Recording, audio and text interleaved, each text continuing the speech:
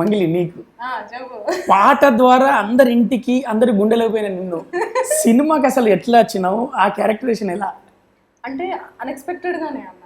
అసలు యాక్చువల్లీ నేను ఒక ఛానల్లో చేయడం కూడా యాక్టింగ్ ద్వారానే. పాట పాడడానికి పోతే అక్కడ యాక్టింగ్ చేయాల్సి వచ్చింది. సో యాక్టింగ్ ద్వారానే అందరికి పరిచయం అయ్యా. తర్వాత ఇక నన్ను నేను ప్రూవ్ చేసుకోవాలని చెప్పి నేను ఒక వేదిక ఏర్పాటు చేసుకొని సింగర్గా అందరికి పరిచయం అయ్యా. తర్వాత అన్నీ అన్ఎక్స్పెక్టెడ్గానే జరుగుతూ వచ్చాయి. తర్వాత ఈ సినిమాలో క్యారెక్టర్ అదే సార్ కాల్ చేస్తారు నాకు, ఈ సినిమాలో ఒక క్యారెక్టర్ ఉందమ్మా, ఇట్లా క్యారెక్టర్ చేయాలి అంటే. ఏం క్యారెక్టర్ అంటే నాకు పంపించారు, ఇట్లా ఉంటుంది స్టూడెంట్స్ అని చెప్పి పంపిస్తే అప్పుడు నేను చూసి ఓకే నా ఇమేజ్కి తగ్గట్టు నా క్యారెక్టర్కి తగ్గట్టు మంచిగా నీట్గా గౌరవంగా మంచిగా ఉందని చెప్పి ఒప్పుకున్నాను. నాకు ఫస్ట్ చెప్పింది సుధాకర్ రెడ్డి గారు, నిఖిత మ్యామ్ చెప్పారు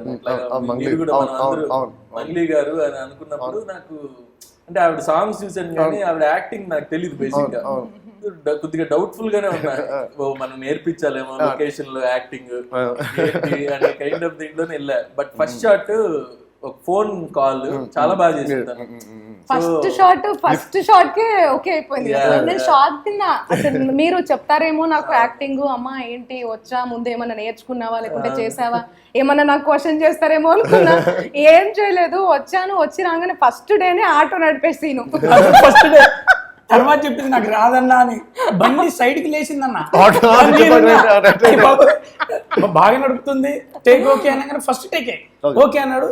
ఓకేనా సార్ అంటే ఓకే అనగానే చెల్లె బాగా నడిపినా అంటే ఏమో తెలియదన్నా భయంలో నడిపినా అన్నది. అయ్యి బాబాయ్ ముందు చెప్పలేదు దూకేటోని. పర్ఫెక్ట్ కాస్టింగ్ అన్న, పర్ఫెక్ట్ కాస్టింగ్.